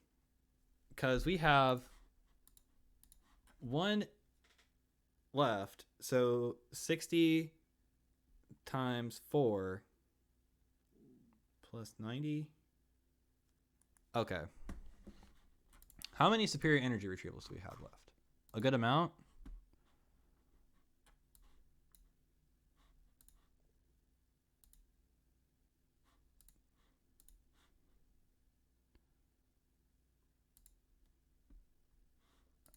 Sure.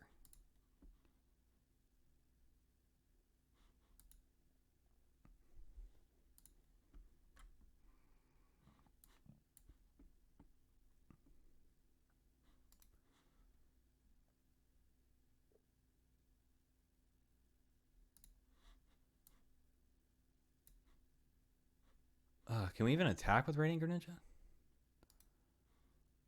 50.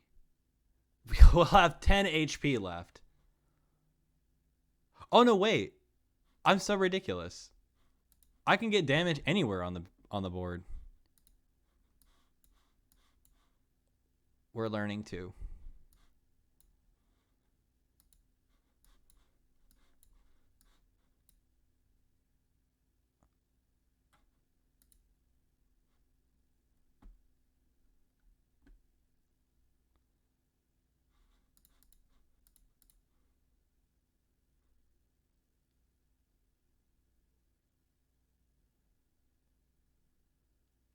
You know,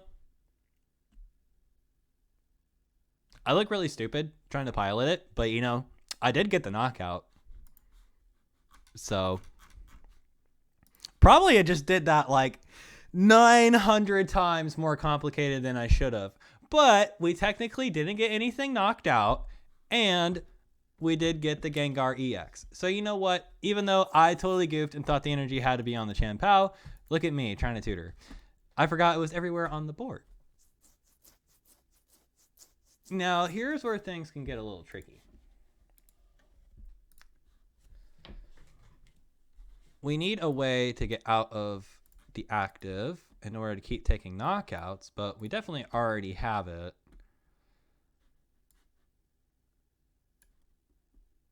And then we're going to super cold to the Bibarel. And then let's go ahead and do that. Well, we don't want to play Professor's Research. That would be very bad. Because then we would deck out.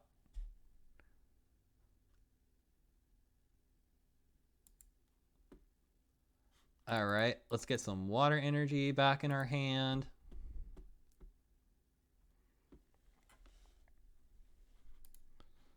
Let's go ahead and... Oh, all right. I think they saw it. I was just going to go ahead and move up Chien Pao and get the knockouts there. All right. That was a good match. I had a lot of fun doing that against the little Gengar EX. They should have had a good advantage over us, but we managed to champ it out.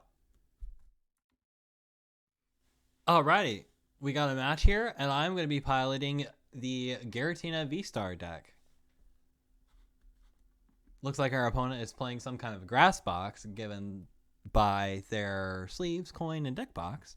But who knows? Maybe they're trying to pull one over us and they're actually playing fire.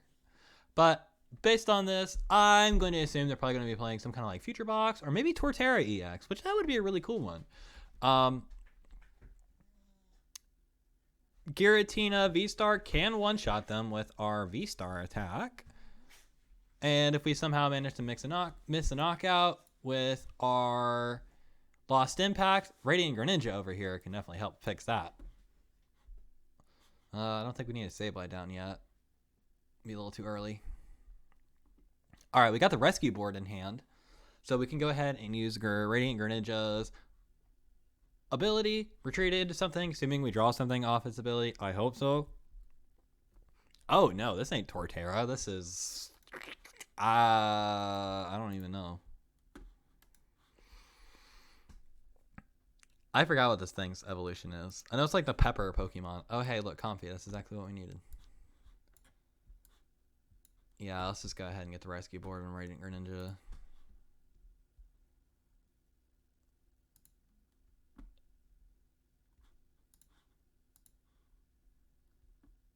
Another Comfy.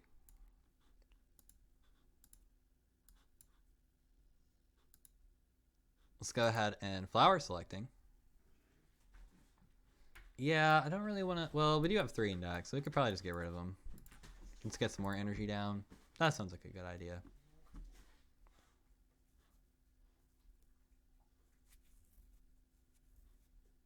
And then... We'll just attach a water energy to Greninja. We do have the grass in hand, so it'll be super punishing. In case we can kind of get lucky and maybe snipe some of their stuff. They're probably going to evolve here this turn if they got TM Evo. Ooh. That is an army of Capsikids. Is that what they are? Capsikids? Okay. Spicy pepper Pokemon. Traditional Paldean dishes can be extremely spicy because they include the shed front teeth of Capsicid among their ingredients. The shed front teeth. So like these spikes and stuff?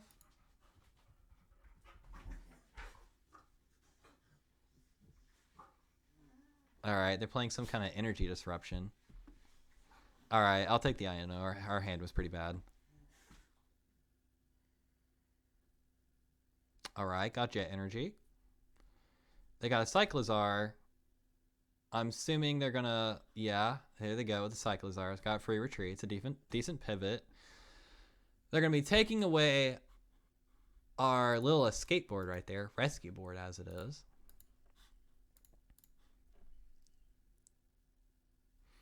So we managed to get the Jet Energy. Jet Energy we can place on our other Comfy.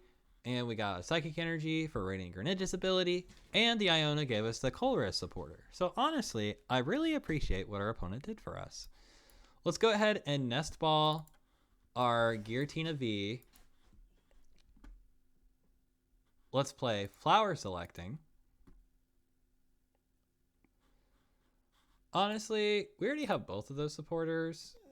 I would like to lose a boss's orders the least amount in case we just need a like boss game. So I'll keep both of those. I'm gonna go ahead and use Radiant Greninja's Concealed Cards ability on our Psychic Energy over here. See some more cards. We see another Comfy. Let's go ahead and play Jet Energy. Get this Comfy up into the active. We're going to Flower Selecting. Let's go ahead and get this Giratina Vstar. And then we're going to go ahead and use Colress's Experiment. And we'll just get those, I guess. Not ideal, but we might have a way to fix this. I really need a Cram right now. And Buddy Poffin, unfortunately, cannot get Cramorant. So what can we do about that? Well, we can't Buddy Poffin it because it doesn't have 70 HP. And I don't really want that, so I'm just going to waste it because it's just a dead card. What we can do is we can go ahead and make sure we get it with Forest Seal Stone. Now, it will take away our Lost Impact attack, but I do kind of want to get a Cramorant out just to start taking some knockouts. How many Nest Balls do we have left? 3? I think I'll go ahead and sacrifice one of those for this. Let's get the Cramorant out. And we definitely have more than 4 cards in the Lost Zone for Cramorant. So now we can go ahead and just start poking with this guy.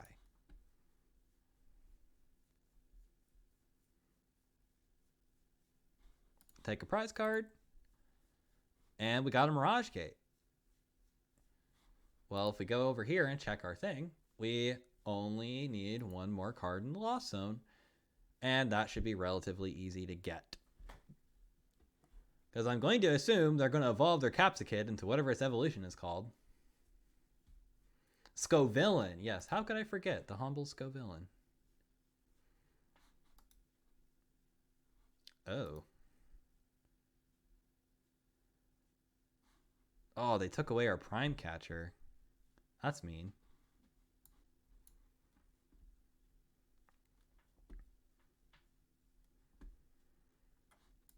Let's see. Let's get some energy back in deck.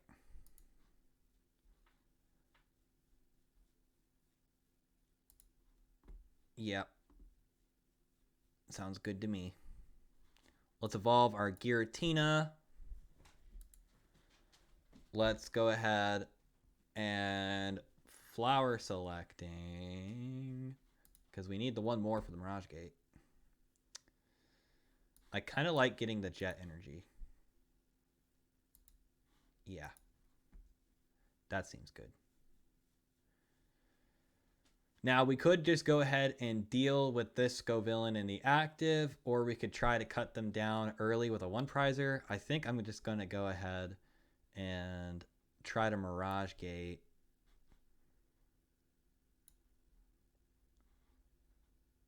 Yeah.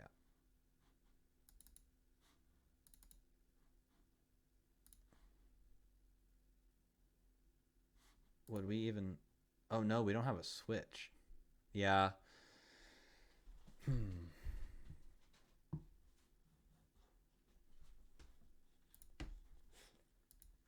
Well, we'll have to see if they're open next turn. But they might get some more evolutions down.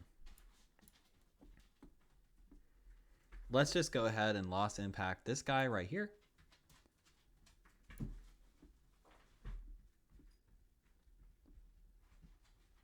And we'll go ahead and call Riz's Experiment again, just to keep some of those good supporter cards alive. We'll grab a Mirage Gate, grab a Switch card, and a Roxanne. Got plenty of valuable supporters in our hand now. All right. Now, we could have gone risky and still tried to have Moonlight Shuriken with Radiant Greninja, but I think we'll be fine. Now, I could go ahead and conceal cards again. Okay, so that's our last grass, so we could accelerate a water and psychic to our Greninja over here.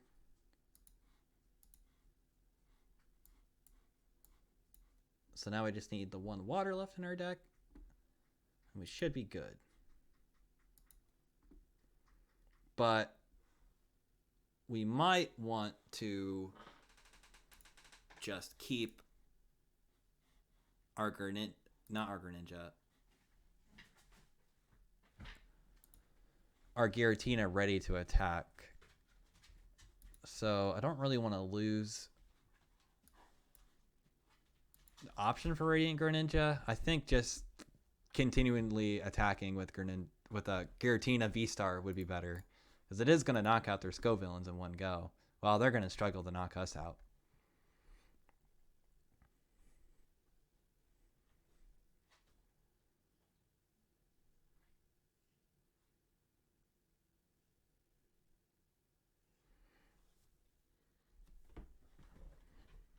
All right, they got Gardenia's Vigor. Kind of works like a welder, if anyone's familiar with that old card. Just taking a drink there.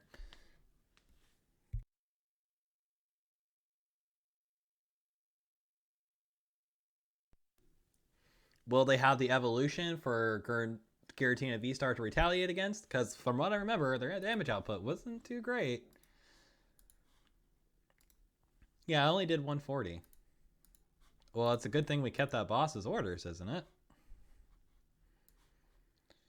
Let's just go ahead and pull that Scovillain up to the active. Let's attach a grass energy right there. And there we go. They knew that we had it in the bag. So I hope that was a good example of how to pilot the Lost Zone, how you accelerate energy, how you're going to go through your deck.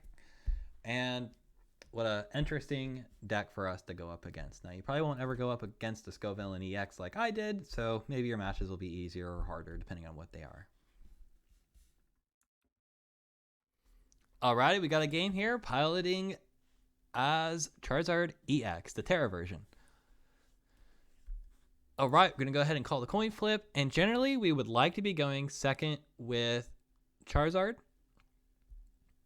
because we really like to use the TM evolution attack and play a supporter.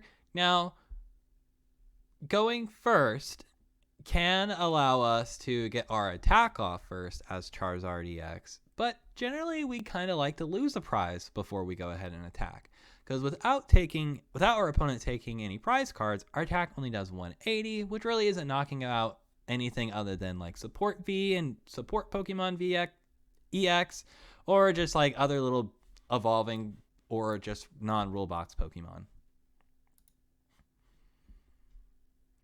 So yes, we actually do like our opponent to go ahead and take the first knockout. And our goal as Bibarel Charizard is to not have any rule boxes that they can take advantage of early on. Looks like we're up against a Lugia Vstar deck. Hopefully it is a upgraded version of the list, because the one that we took a look at on the starter decks was really bad.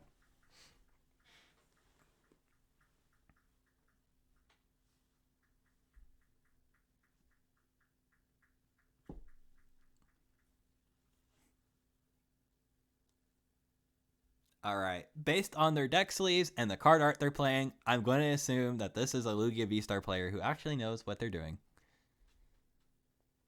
All right, They can't use the read to win attack because it's their first turn, and you can't attack on your first turn.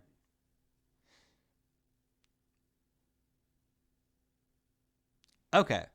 In our hand, we have a lot of different tools here. The most importantly is going to be Buddy Poffin. It lets us put any Pokemon in our deck that has 70 HP or less straight on to the bench. So we're going to go ahead and grab Charmander and Charmander. And let's go ahead and get Bidoof Skwovet.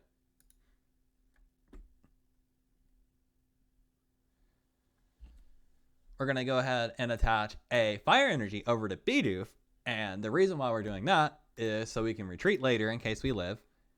But most importantly, whenever we play our supporter card, Arven, we can go search our deck for a tool card, which is going to be TM Evolution, and an item card, which I don't know what I want yet. Yeah, probably Ultra Ball. Yeah, because we got a rare candy, so that means we can evolve our Charmander. Or both Charmander. No, yeah. Let's go get a Charmander and a Bibarel. We're not gonna evolve our active Bibarel. That would make sense. Yeah. Let's go ahead and get that. So next turn, we have a Charizard up and ready to go, no matter which one they try to attack. So a lot of the times people will try to slow down Charizard by getting your Charmanders, but we'll make sure that that ain't gonna happen. And then let's go ahead and use our evolution attack that our tool gave us to us. Now, this card will go away next turn. It discards itself at the end of your turn. When it's attached to something, that is. So we're going to go ahead and select Charmander. We're going to go ahead and select the Bidoof, get the Bibarel, and go get a Charmeleon.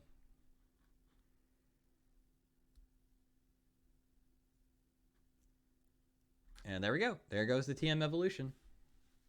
So don't attach it if you don't have the energy for it.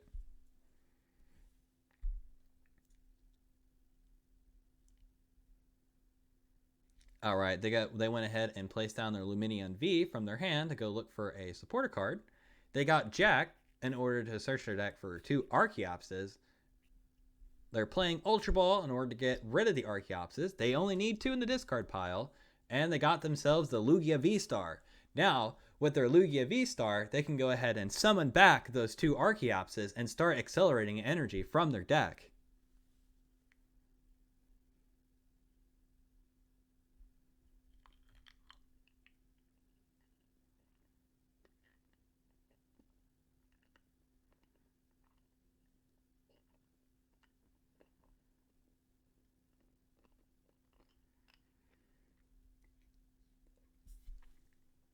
So now we're going to have to figure out a way to respond to this.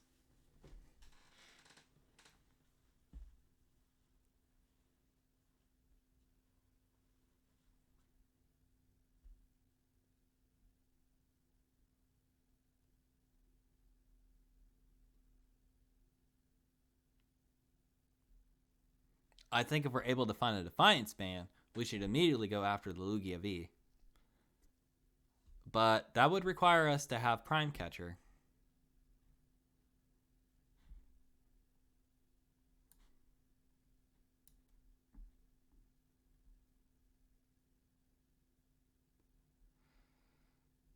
Well, we might just have Prime Catcher and a Defiance Band.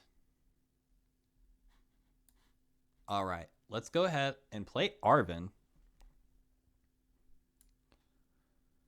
Let's go ahead and get ourselves a Defiance Band and the Prime Catcher a Spec.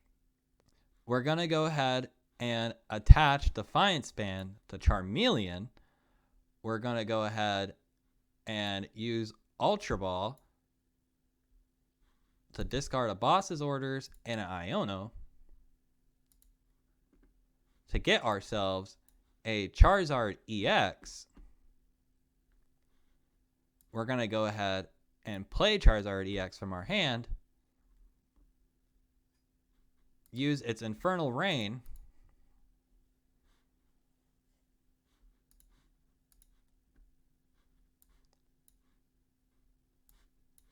get some energy on the board,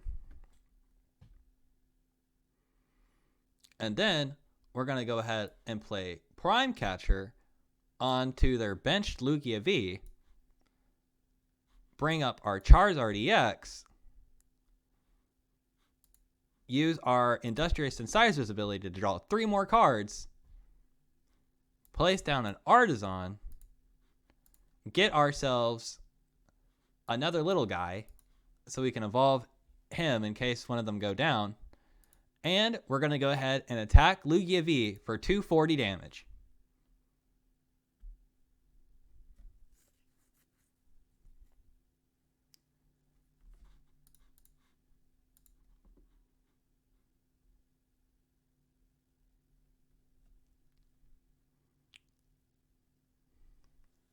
Now our Defiance Band will no longer be activated, so we'll only hit for our usual 210 damage.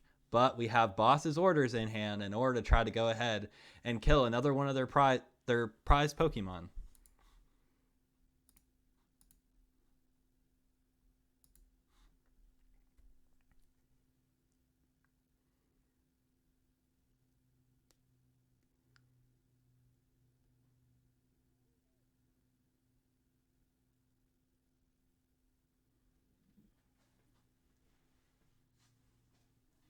Now we no longer have Boss's Orders in hand.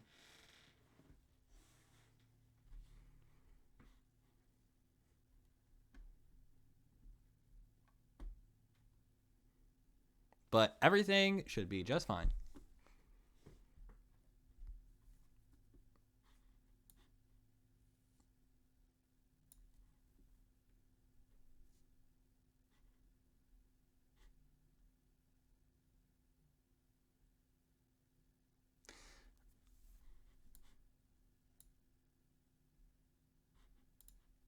I don't want to play Collapsed Stadium on this Lugia with this board state because I know they'll take away their Lumineon V.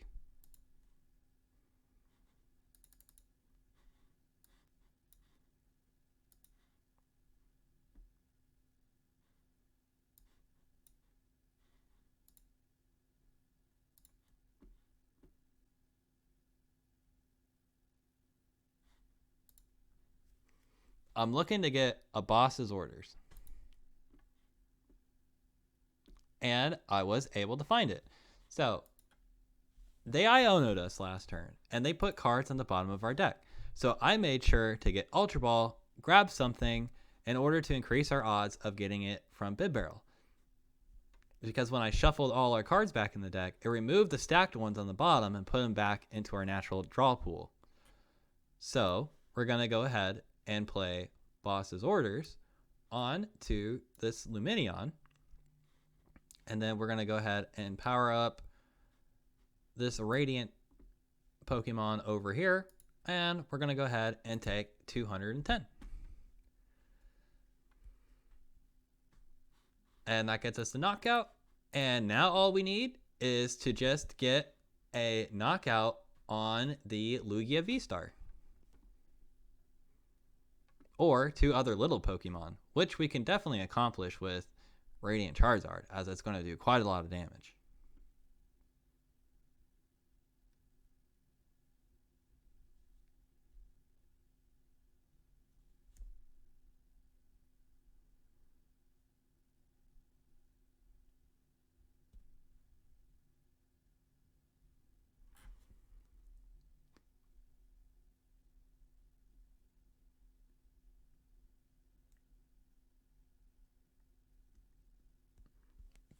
Bibarel and Skwovet together make it really hard for our opponent to see success off an Iono.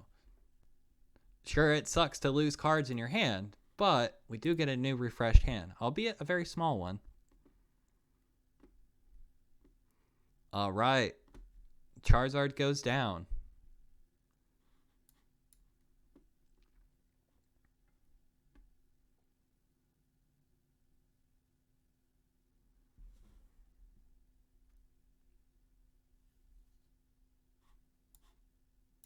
Let's go ahead and Arven.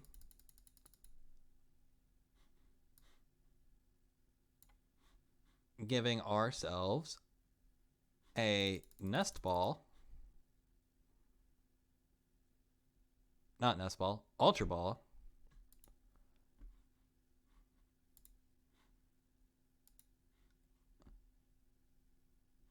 we're going to go ahead and try not to waste our rare candy.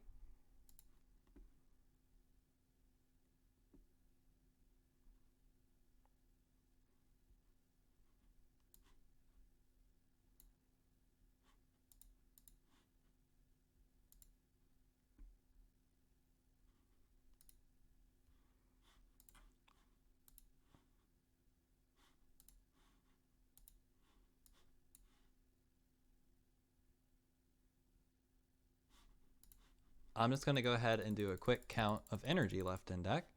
We have 1 energy card left in deck, which isn't too great.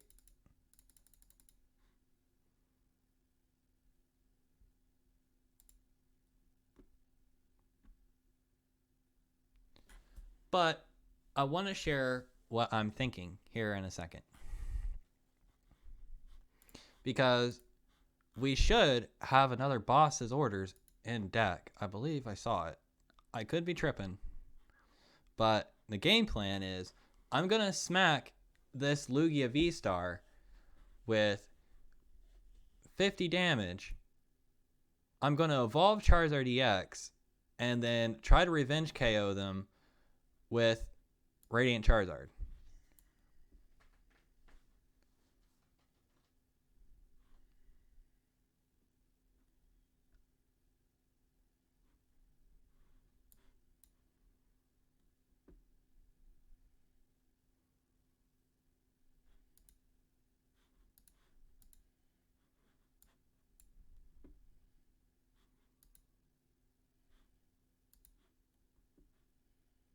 All right, there we go. Smack for a little bit of damage with Combustion on Charmeleon.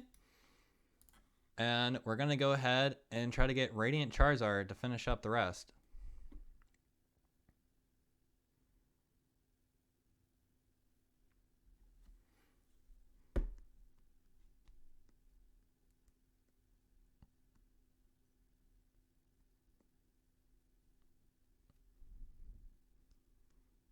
Yeah, they're probably going to go ahead and try to retreat.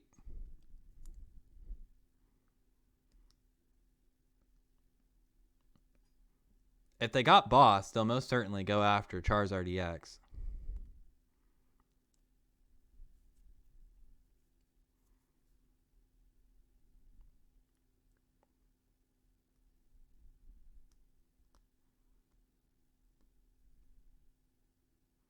See, I knew they would do that. But assuming we still have the one boss in our deck like I assume we do, we should be fine.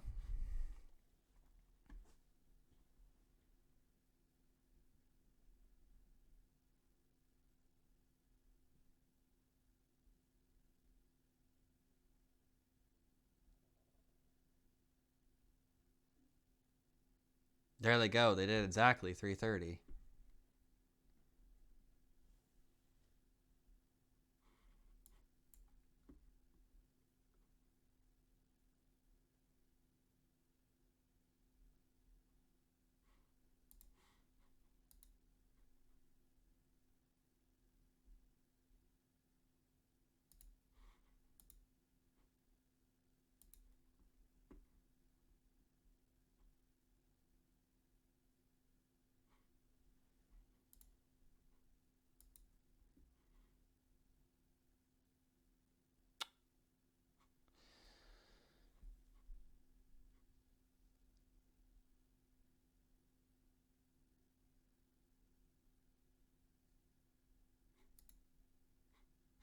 Well, that didn't go how I wanted it to.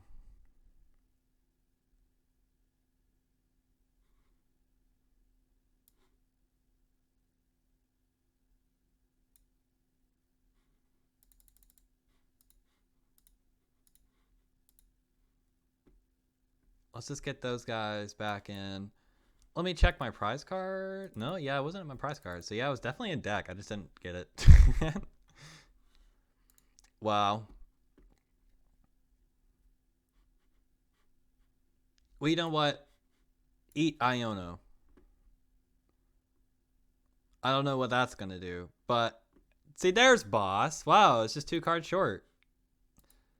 You know what? You don't have any more special energy in deck. Probably not, but maybe.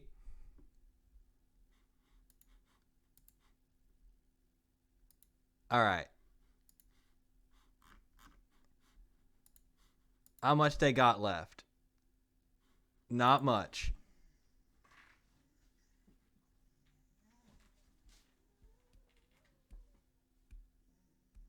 Well, they had enough.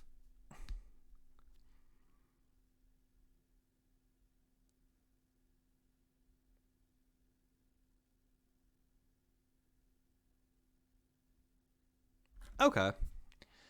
That was actually a like a really, really close game. I was 2 cards off the top of my deck from winning, which, if you think about it, it's kind of crazy. So, I don't mind losing here, but I felt like that was a really good showcase of both Lugia Vstar and Charizard EX. Hopefully, watching the Lugia set up their Cinchinos and seeing how much stuff they could do a turn with their better support line of Pokemon really shows you how much that deck can shine. Now, over here on Charizard EX, I got a little greedy. Probably could have played a little bit better. I'm a bit of a noob to Charizard EX. I actually haven't really played it much last rotation. I played against it a lot. I just never piloted it myself. I don't know. But here lately, I've actually been kind of liking the deck. I like that. Some other stuff can definitely go toe to toe with you now. It's not just Charizard EX, the video game. But yeah, I think that was a really good showcase of Charizard EX. Now, with this list, I did take it from a tournament result. I changed 1 card, being Defiance Band, which I think is better. I guess I only have 1 TM Evo in here. I would probably like to fit 2 in. And then, yeah, let's see, there was the 3 boss. There is 1 Pokemon I really want to include, but I don't really know how to include. And that is Lumineon V.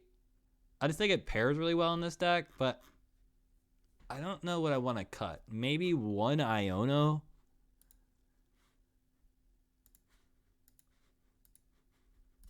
Yeah.